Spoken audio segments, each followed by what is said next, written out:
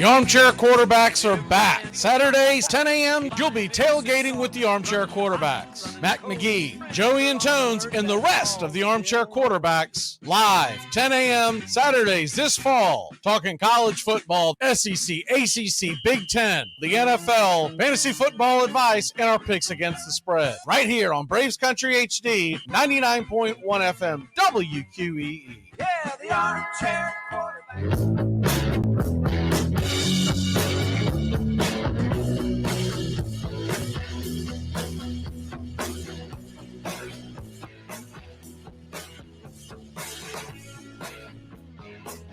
Hello and welcome in as we transition from baseball season into much more football related content here on Braves Country Radio. You'll notice that we'll rebrand the show from time to time. It's still Braves Country, but we refer to these as Armchair Quarterback. That is because we've been doing Armchair Quarterback Radio. This is our 10th season doing Armchair Quarterback Radio. And we have the Armchair Quarterback Kickoff show every Saturday, which is a lot of fun. And with all the hard work that the guys put in during the year, just decided to give them some breaks here and there. So we'll all be together on Saturdays. During the week, it's kind of up in the air when I can get them in. And moving forward, you're going to see a couple of shows a week that'll be dedicated to Braves Country and in the world of Major League Baseball. And then about 3 shows a week will be dedicated to the world of football. Today, we're talking college football. And if you're listening on the radio, you don't know what I'm talking about. But if you're listening to us, watching us on YouTube on Braves Country Radio, you'll see that I've got the Penn State-Ohio State game in the limelight today because that is the big game of the week. There's a lot of big games this week.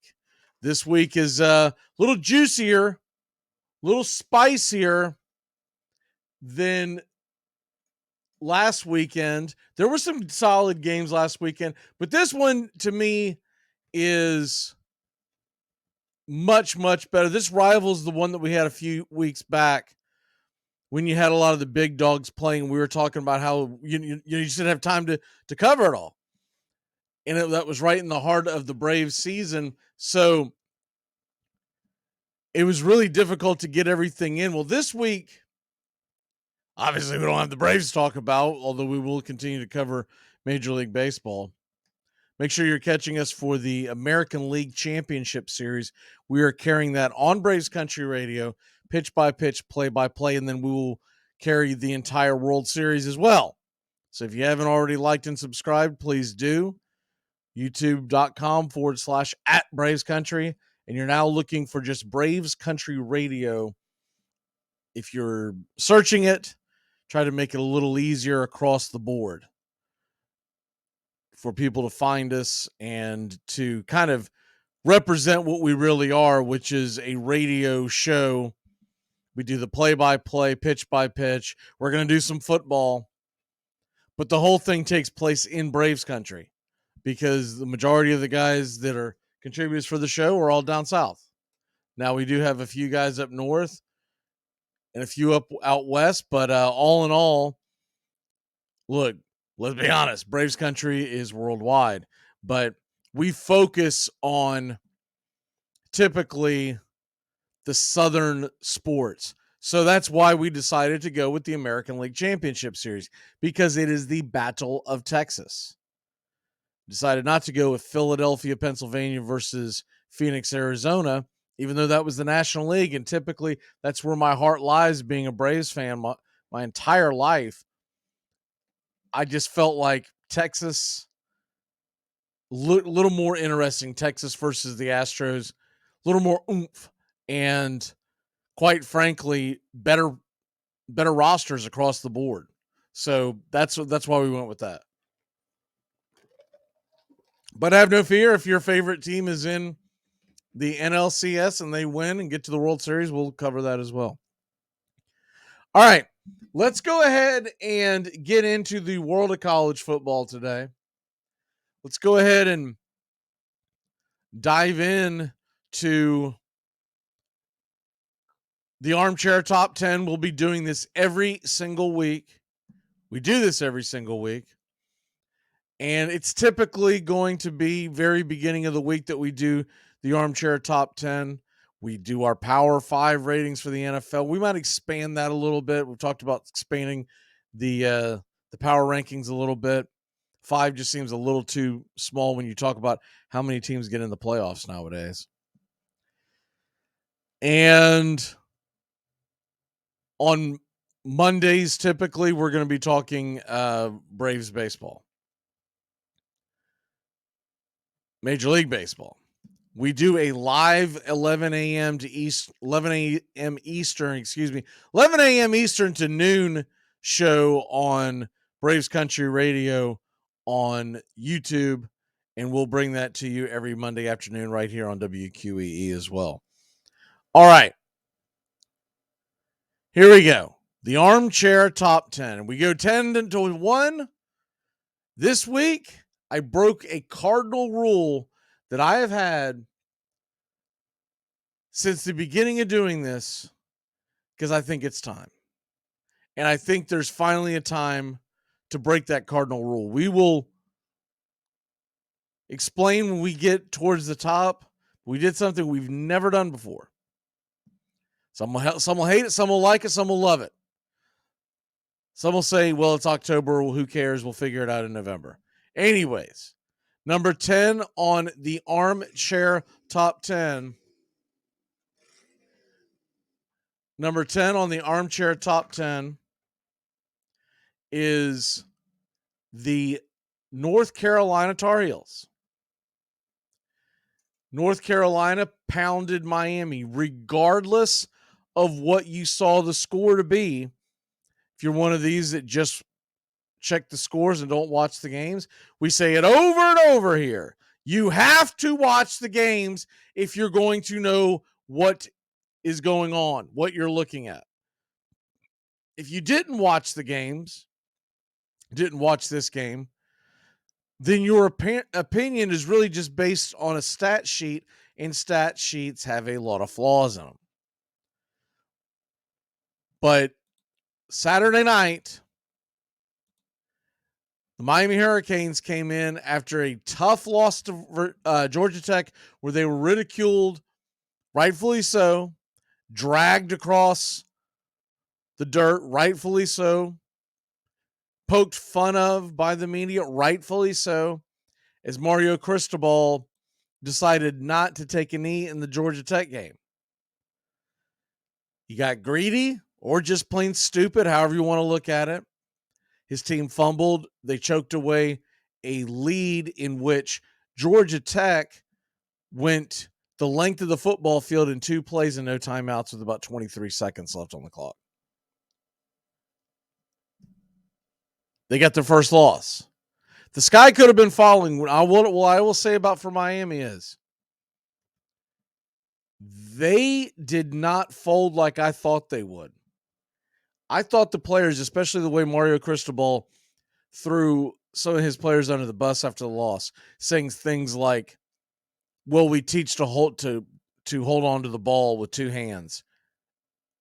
A couple other things. Now he cleaned it up later, but his initial knee-jerk reaction was very immature.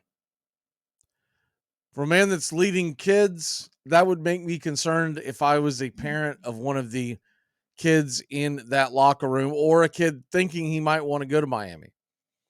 I think that is a moment where he probably will lose at least a couple recruits because they're going to look at it as, well, is he going to drag me in? Now, the question will be, do they know about it? Did someone point it out to them? Did they see it? If they didn't, they might blindly still go to Mario Cristobal and say, I trust you. But I do believe long term they're going to lose at least one or two parents are going to go, I don't want my son playing for this guy. But the positive side of it is this. Miami came out and fought like hell and had a 17-14 lead at the half. And you might say, well, North Carolina was losing at the half to Miami. Miami hasn't played anybody except for a very below average Texas A&M team and a bunch of cupcakes. They're 0-2 in the ACC now. Why is this win impressive by North Carolina? The reason being is, if you didn't watch the game, it was 17-14. North Carolina came out and blew the doors off of Miami in the second half. They scored 24 unanswered points. They were at one point up 38-17. Miami scored a couple of garbage touchdowns to make it much closer than it should, than what it appears to be. They made it appear much closer than what it actually was on the field, is what I'm trying to get at. Drake May, man, I bet Drake May had a great game. 70 quarterback rating. Mainly because he went only 17 of 33. See, about 50% completion range. He did have 4 touchdowns, 273 yards. So you can't turn your nose at that. I'll tell you what I was impressed by, what I was floored by. 2 things. First of all, Devontae Walker, who was finally allowed to participate. That was a big gaffe by the NCAA. They finally let him participate. 132 yards receiving, 3 touchdowns. That, to me, is a very, very impressive outing for a guy who just came onto the scene. For people who aren't familiar with it, real quick, Devontae Walker had transferred a couple of times, though one of them was COVID season, and they said, you are not eligible to play. What happened? They changed their mind and let him participate early October. October 7th versus Syracuse was his first game. 6 catches, 43 yards. Didn't jump off the board at you, but then again, Syracuse has a pretty darn good defense, and it was his very first game. Saturday night, he went off. 6 for 132, 3 touchdowns, had a 56-yard catch. I mean, this Devontae Walker kid is going to do some things in the league. And we've seen some North Carolina receivers go high in the NFL draft. I think you'll continue to see it as long as they can continue to bring in guys like Drake May to play quarterback. Mac Brown normally runs a very wide open offense, very explosive offense. And this year is no exception. But what was most impressive by North Carolina to me, it wasn't the fact that they absolutely shut Miami's offense down beginning of the second half, shut them out in the third quarter, really didn't let points come off the board until they started playing more of a prevent. But Omarion Hampton, how many folks even know who this kid is? 24 rushes, 197 yards from the sophomore out of Clayton, North Carolina. I was impressed by not only the holes that the Miami Hurricanes were giving up and getting exposed, and North Carolina absolutely just gashing them with that offensive line, but I was impressed by the fact, look, if you look at his totals, this is a kid that has, prior to the Miami game, was only averaging a little over 4 yards a carry. He had 78 versus Syracuse, 66 versus Pittsburgh, 46 versus Minnesota. He had a big game against Appalachian State, 234 yards. But he had 37 against South Carolina. So that appeared to be the outlier, was the Appalachian State game. You figured, well, they were taking advantage of Appalachian State size. He's getting 9 yards a pop. Okay, fair enough. He does that to what is looked upon as a pretty respected Miami defense. I'm not positive. I'm not sold that Miami's defense is as impressive as the national media wants to tell you. Because one of the things that you have to look at with the Miami Hurricanes, it comes, and this is very relevant with college football. You can't always go by people's record. You have to go by who the hell did you play.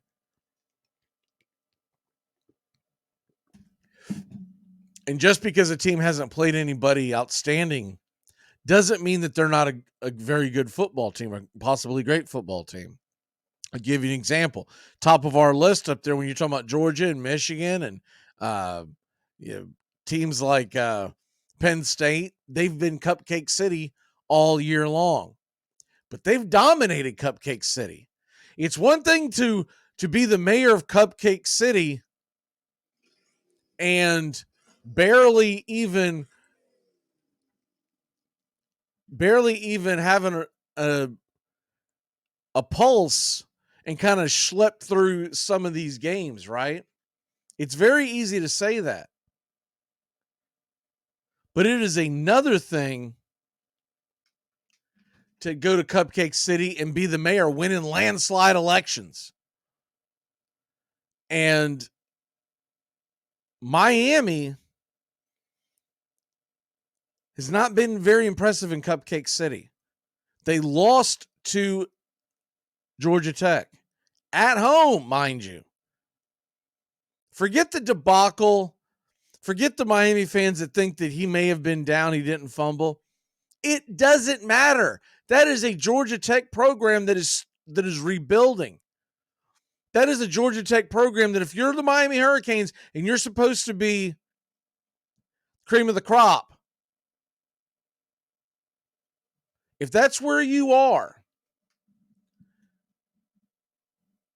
then you don't just beat Georgia Tech at home, you dominate them. And I know they had some turnovers, I get that, but that's a part of it.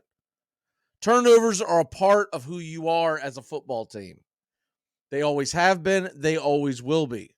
You can't say, well, if we didn't turn the ball, but you did because that's who you are. It's the attention to detail. It might be just the one kid on the roster that's turning the ball over. It doesn't matter. That's who you are. You can explain the loss, but you can't excuse the loss because of a turnover. So they beat Temple, Bethune-Cookman, Miami of Ohio. They had not gone on the road to face anybody. They'd had one road game against Temple. And that's why I always say be careful of what you think you know in September. You may learn that you didn't know a damn thing by the end of October. And by November, you may have prejudged both months incorrectly. Miami is getting in the teeth of their schedule. They have a tough home game, mind you. They're at home again. I mean, they played nobody on the road this year except for North Carolina, and they have to go to Florida State.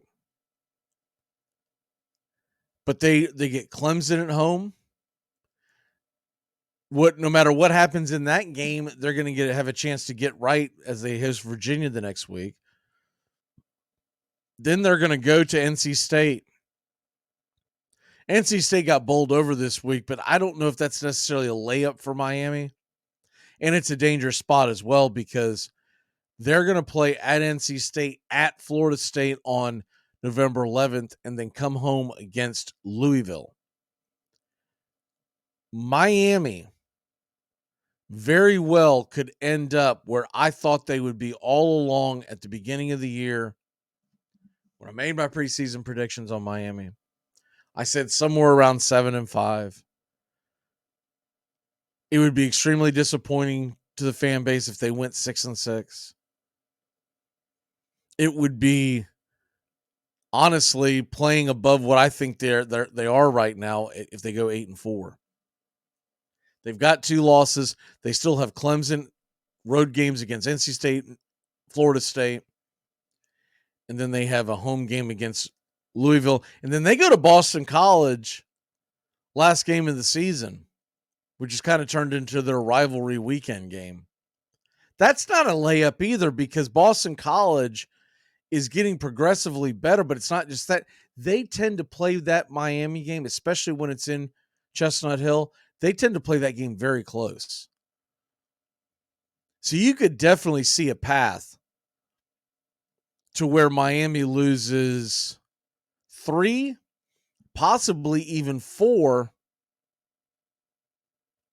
of their last 6 games. And if Miami is sitting there at 6-6, although I do think they find a way to get to 7-5. 8-4 would be outstanding. If their only losses they have left is Florida State and either to Clemson or Louisville, but you win the rest of your games, that is an improvement over last year. But Cristobal could be on the chopping block if they go 6-6, or God forbid worse. All right, we move on to the number 9 team in the land of the Armchair top 10.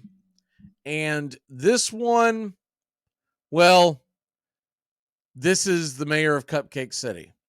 This is the Penn State Nittany Lions. They beat UMass 63-0. UMass is one of the worst teams in college football, top to bottom. UMass is 1-7 on the year. UMass's one win was against New Mexico State in week 1. New Mexico State, you ask. Well, they're 4-3. They had some injury issues. It was also week 1. And let's be honest, New Mexico State probably didn't take that game as seriously as they should have.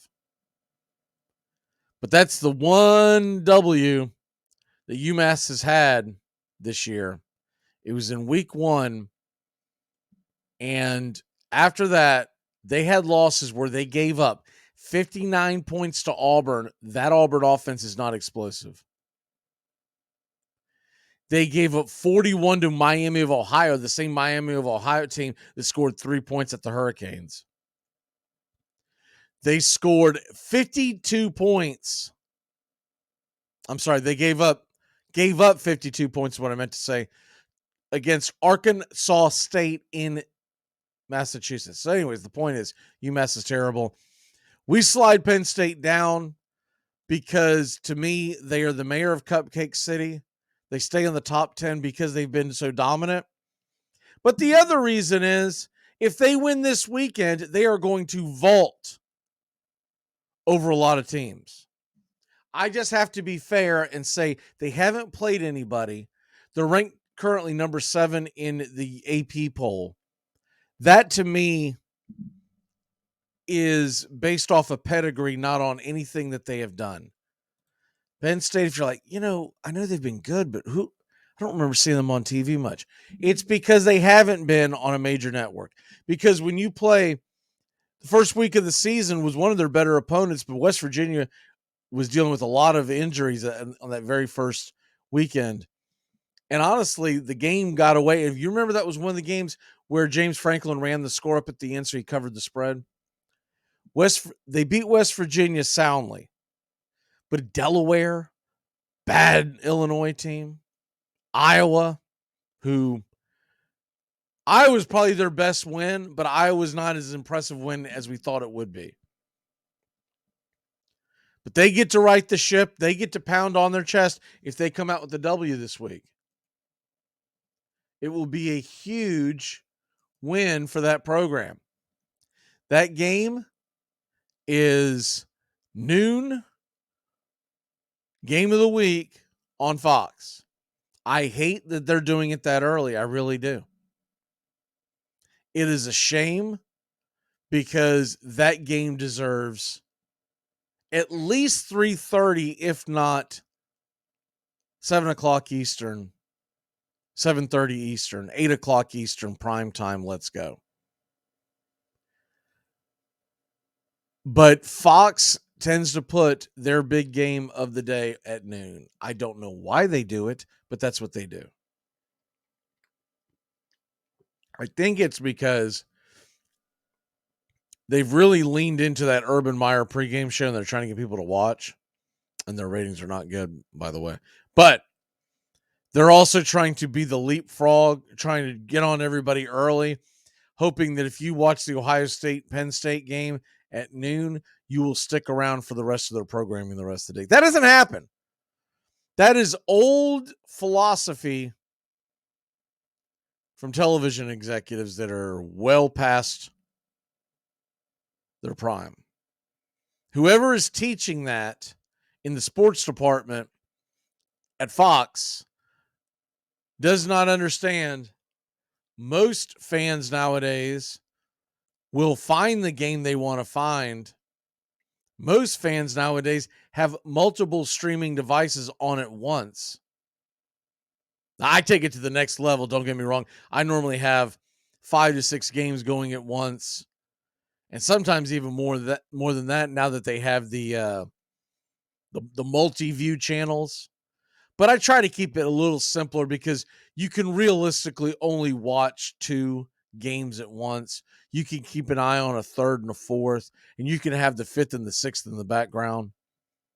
But there's realistically only 2 games that you can focus on if you're being honest. But the Ohio State Penn State game, that game is going to decide a lot of things, and it is round 1 of a round robin, as I am referring to it, the Big Ten round robin. Penn State goes to Ohio State this Saturday. Then November 11th, they host Michigan. And then Michigan and Ohio State will be squaring off November 25th in the Big House, Ohio State, Michigan. So this is the first of the round robin. If Penn State wins this game, they've got a foot in the door. Now, what would be a nightmare for the committee trying to pick who they want to go to the playoffs? What if you get a scenario where they all win one? However you want to split it up. We'll just take this for instance. Because they're home, Ohio State beats Penn State, but Penn State finds a way to beat Michigan because they're the home team. And then Michigan beats Ohio State because they're the home team. If the home teams hold serve, that is when. First of all, the Big Ten's really going to be kicking themselves in the rear for not getting rid of divisions. Getting rid of divisions, really, I used to be on the fence about it.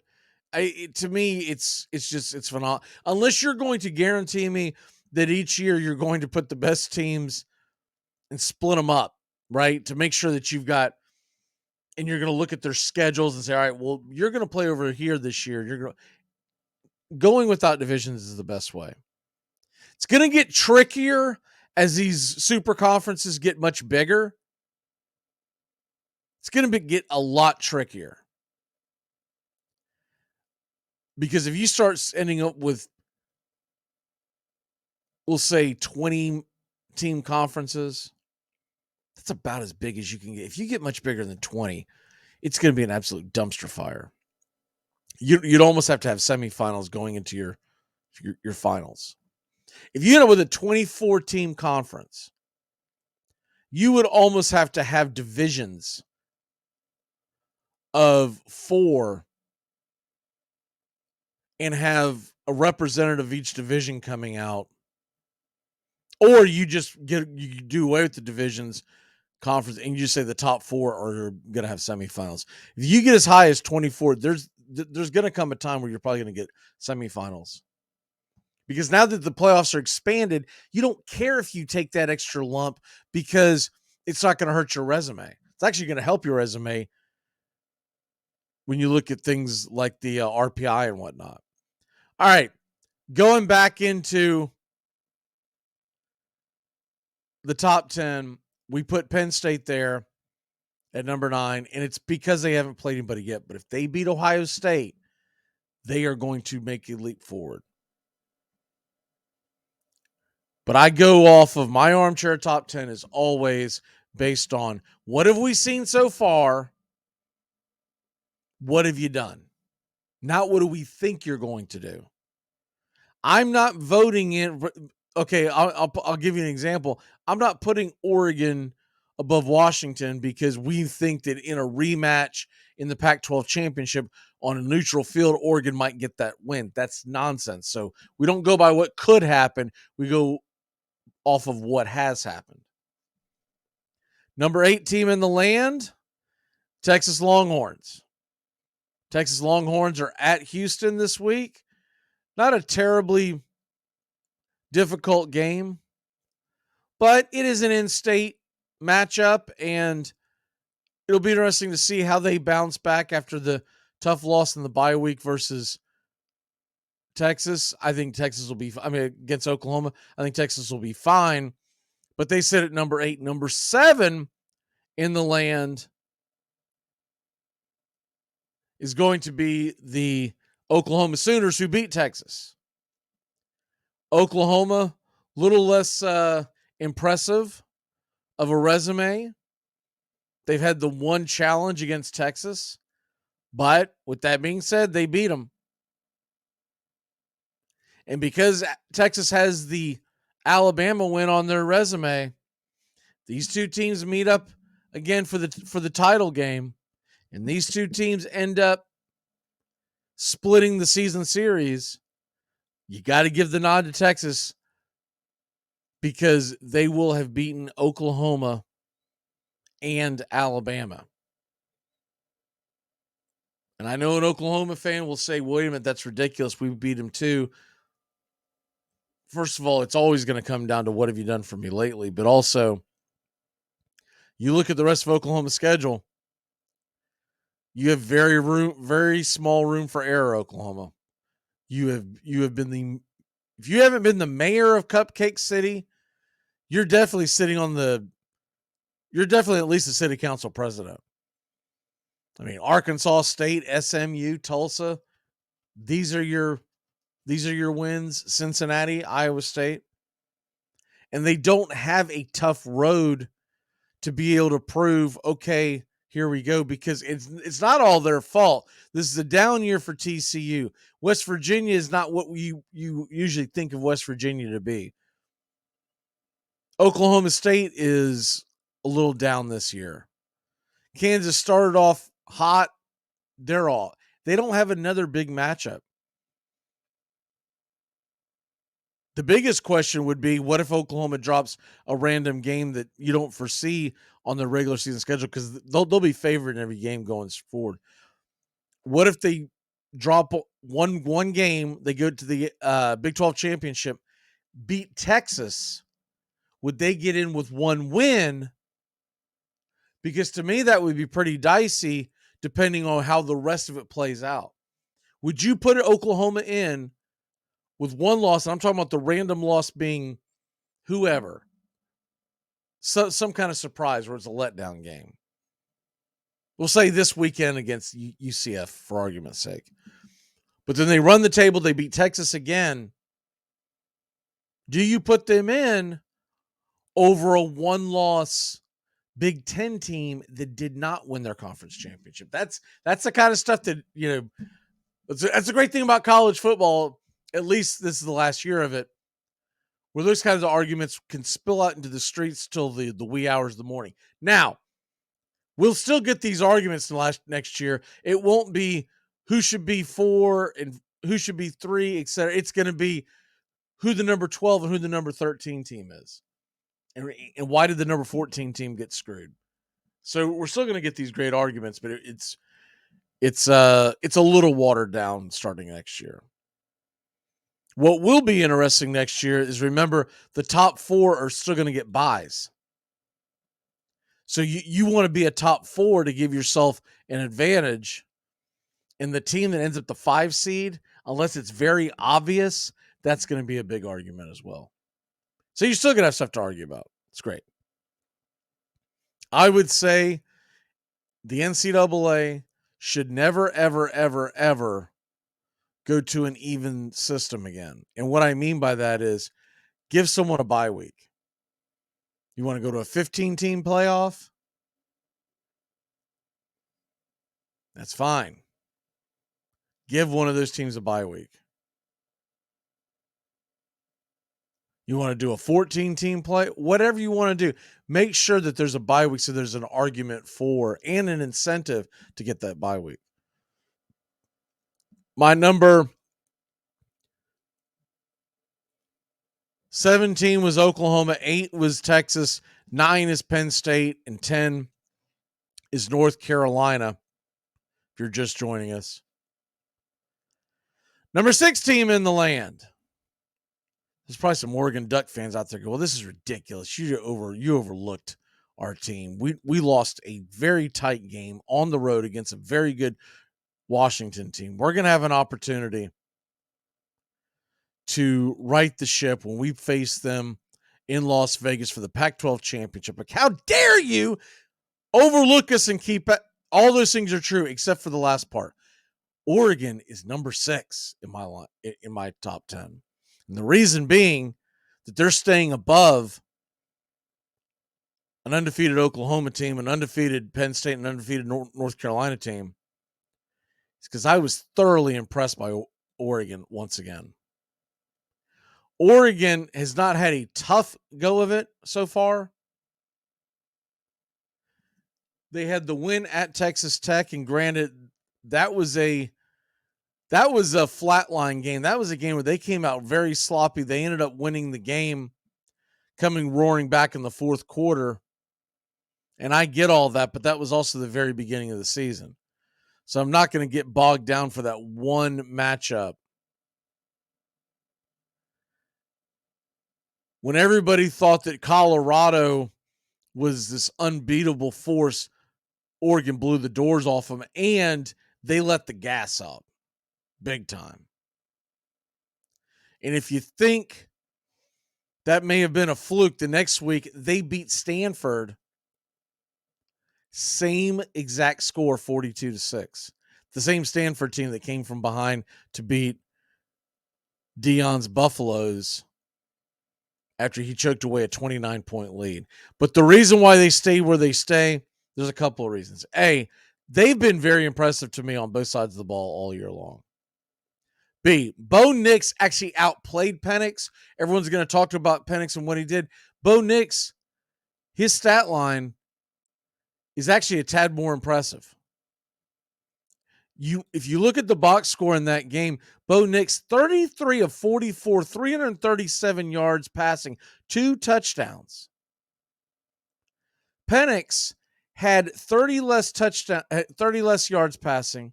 He did have 2 more touchdown passes, but that's because the Oregon rushing game was just slicing and dicing. And Penix did have a costly interception. Now, his team hung in it, and to his credit, Penix got them down the field and won the game. But remember, it was a missed field goal, or this game goes overtime. You don't know how that's going to play out. So that's why I had to put them neck and neck. There's another reason why Oregon stays up there. Well, I'm not too concerned with how this plays out. Because I grew up in the era where only 2 teams made the playoffs, or the national title game. They didn't even call it playoffs back then. They didn't even call it BCS back then. I grew up in the pre-BCS era. And I have a very strong opinion about teams should not be punished for actually playing someone good on the road. And I also look at it as I don't want to put a team up there that I don't think is going to get tested again. If Oregon is not as good as I think they are, we're going to find out very quickly. They host Washington State. That's a good Washington State team. I don't care what happened last weekend. Washington State's a solid team. They go to number 14, Utah. the week after. They host USC November 11th, and they will play a number 12 Oregon State team November 24th. And then whoever is left, assuming Washington, they would face Washington in the Pac-12 championship if they ran the table. If they don't, if they start getting chopped off, then you know what? It didn't really matter. But right now, Oregon's got to be my number 16. My number 5 team. Oh, well, they're number 6, and that means that Washington's number 5. Right? Nope. I got the Ohio State Buckeyes. Why Ohio State? At number 5 and not, I think they're number 3 in the Big Ten poll. Why is that? I'll tell you why. Ohio State, once again, one of the mayors of Cupcake City. And so Ohio State, I'm not going to take away from the fact, because not every team's going to play a gauntlet every week. It is funny when you hear some fans, you will hear, for instance, you will hear a Penn State fan. We have one on the show that we love dearly, but he trashed the Georgia schedule. Well, look at the Penn State schedule. It's always about the eye of the beholder. I'll tell you what a lot of it has to do with. And I know this to be a fact because, hell, I used to be a victim of it. You are more likely to call another team's schedule soft because you have the angst that team is so good and you don't see a path for them to get a couple of losses. That's where it comes from. But Ohio State, if you look at their schedule, they beat Notre Dame at Notre Dame, and that's why they're in my top 5.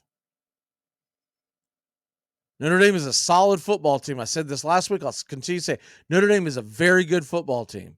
They can beat anybody on any given Saturday, and they have nothing to be ashamed of. Notre Dame is a solid football team. They beat down Southern Cal, and no, Southern Cal's not in my top 10. But here's the other thing. Outside of that, they have played zero competition. Indiana, Youngstown State, Maryland, Purdue. But we're finally going to get a couple of decent, albeit the Penn State matchup this weekend is obviously the big one. They go to Wisconsin. That's never an easy place to win.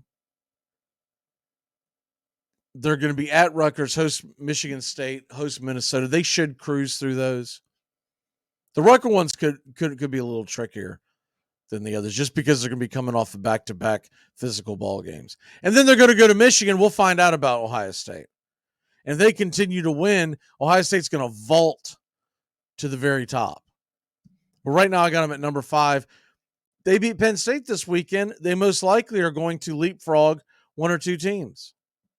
We'll see how that plays out in the rest of the landscape of college football. Washington is my number 4 team. Washington's been impressive. They held on. It was dicey, but they got the win. Can't take that away from them. Not going to take that away from them. Washington got the win. And Washington,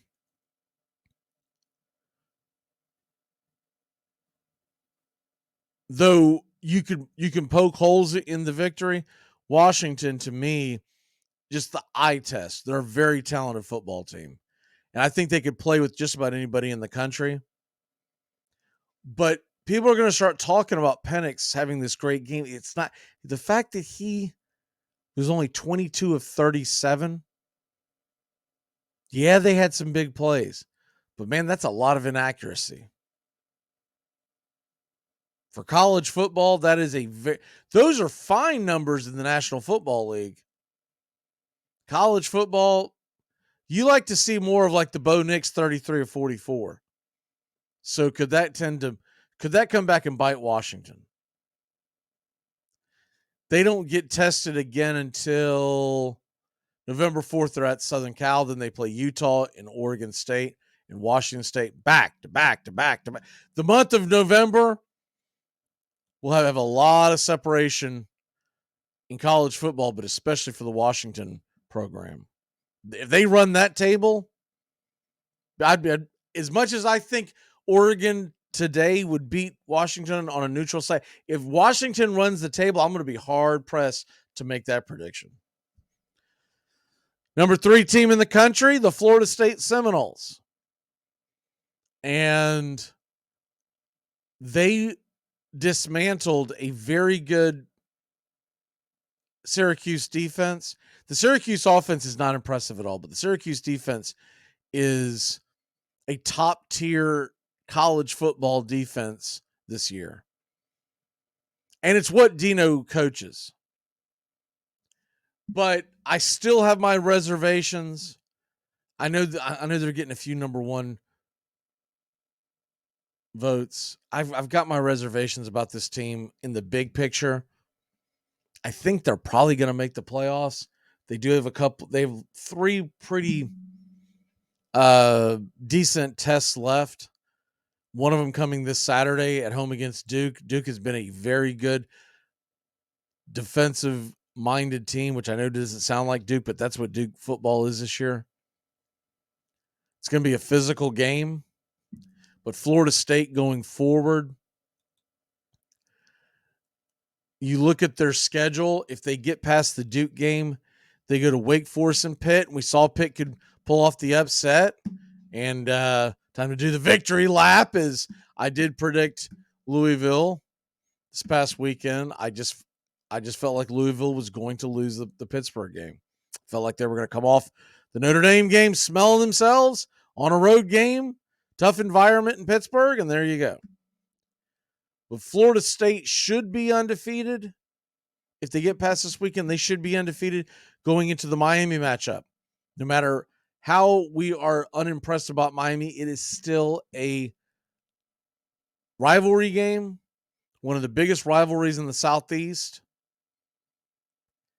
And though it's at Hassie, and my guess would be it's going to be a night game. It could be a 3:30 kickoff, but I would tend to think that unless Miami absolutely craters, it'll be a night game.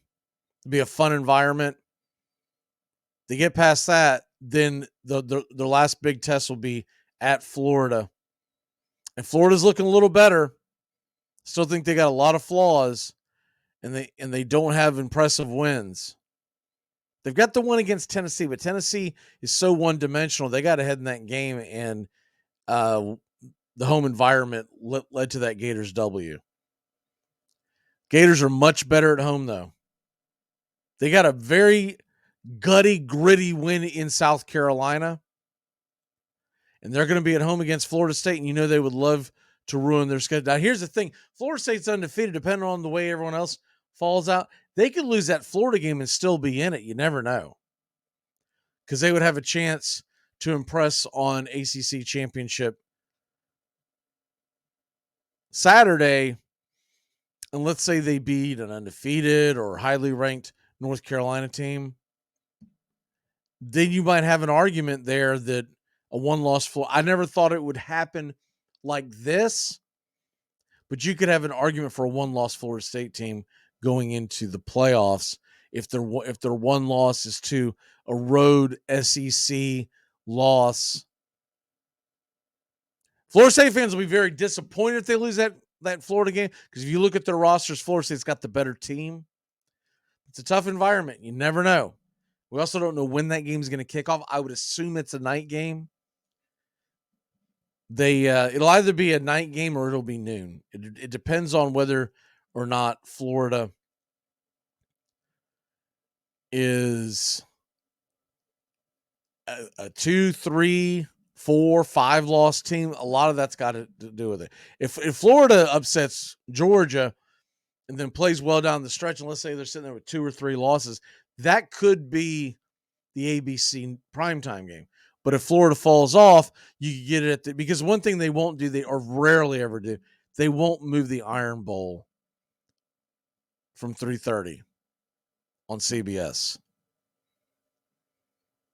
And with it being in Gainesville, CBS has first rights on the Florida State Florida game. Much better chance of it being a night game when those games are in Tallahassee, because ABC has the rights and ABC can make it their Saturday night game. And by the way, I loved what they did last year, and I'm really disappointed they're not making this a yearly thing. Maybe they're only going to do it for the Friday games when it's in Hassey, but that was incredible. That was incredible theater. And it's disappointing that they didn't do it in Gainesville, but maybe there's a way for them to work that out. I've said this for years, and I was so happy they finally did it. That game needed to have its own stage, and they needed to quit being overshadowed by, because normally Florida and Florida State play a cupcake the week before, or they just take the week off. And they need their own stage because it gets overshadowed by noon Eastern.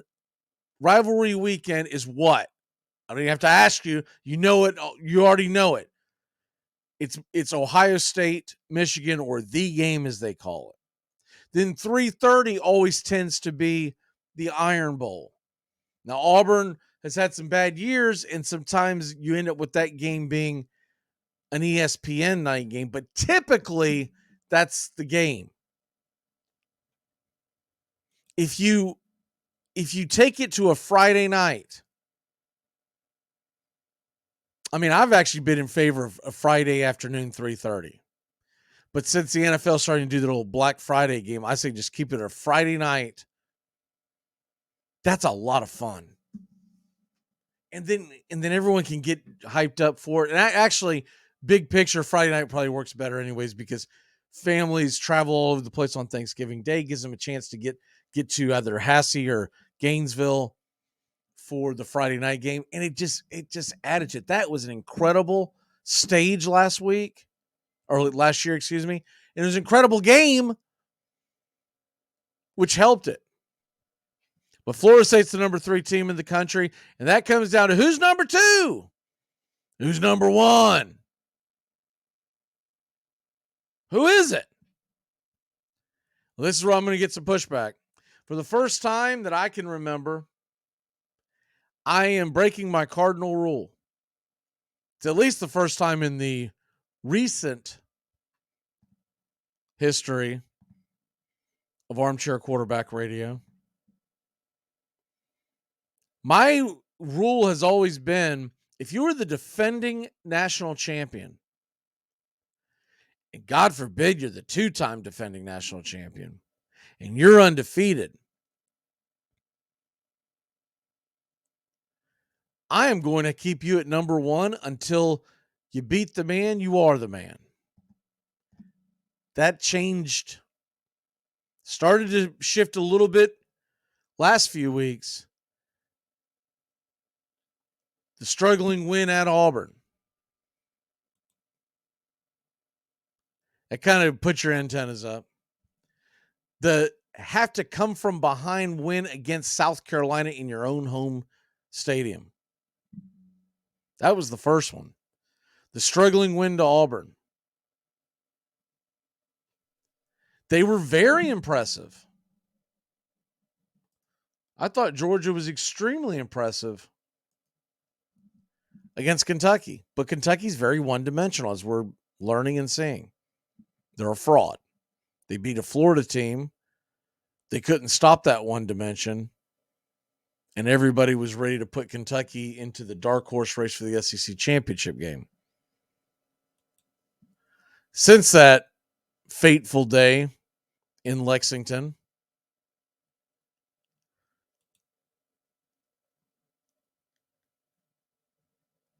the Kentucky Wildcats have gotten their doors kicked in by a combined score of 89-34 by Georgia and Missouri. And the Missouri game was in Lexington. So it really just tells you a lot that Kentucky was not nearly as, which I didn't think they were. I just thought it was a bad matchup for Florida. But the Georgia Bulldogs have fallen to number 2 in my poll for the first time in a long time. And I may regret this, and I might try to come up with some revisionist history down the road. But even though they have not been tested, and though you could make, if Penn State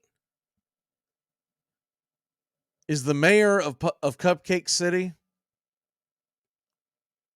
then Michigan is the president of the United Cupcake States.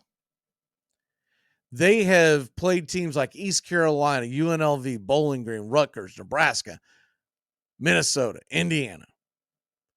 But what has been impressive to me is that none of these games have been competitive. 30-3, 35-7, 31-6, 31-7, 45-7, 52-10, 52-7, 52-0 after they fell down 7-0.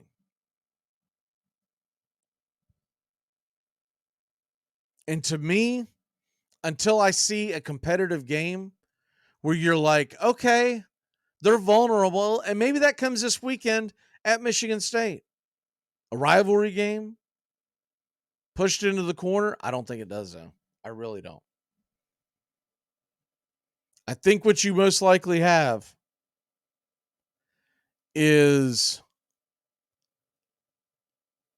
Michigan rolling into Happy Valley November 11th with an undefeated team.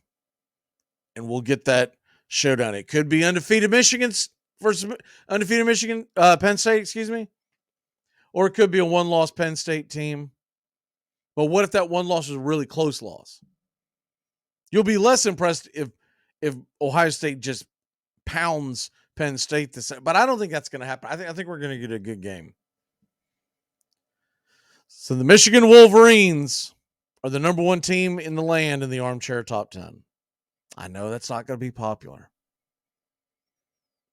But it is what it is. And your record is what it says you are.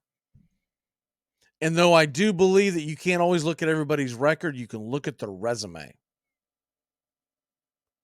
And never go off of just your record. I go off your resume. Who have you played? What have you looked like when you've played them? And as long as you have tests coming up, I'm not going to totally dismiss you. If I know you're going to be tested, then I'm not going to treat you like most of us treated Oklahoma and Nebraska back in the Big 8 days, when the only two teams worth a hoot in that entire conference was Oklahoma and Nebraska. The rest of it was blowout city. And you wouldn't even look at the scores. I can remember growing up and seeing Oklahoma beats whoever. You name the Big 8 team. 72-0. And my dad would look at him and go, yeah, but who the hell have they played? And then they would get into a bowl game, and sometimes they would come through, sometimes they wouldn't. But regardless, what would always drove us nuts as Southern college football fans is it's easy to get up for one game. Can you get up for multiple games in a season? Because it's easy to get up for one game. It's difficult to get up week after week after week after week. My dirty dozen here, because I do give you a dirty dozen every week.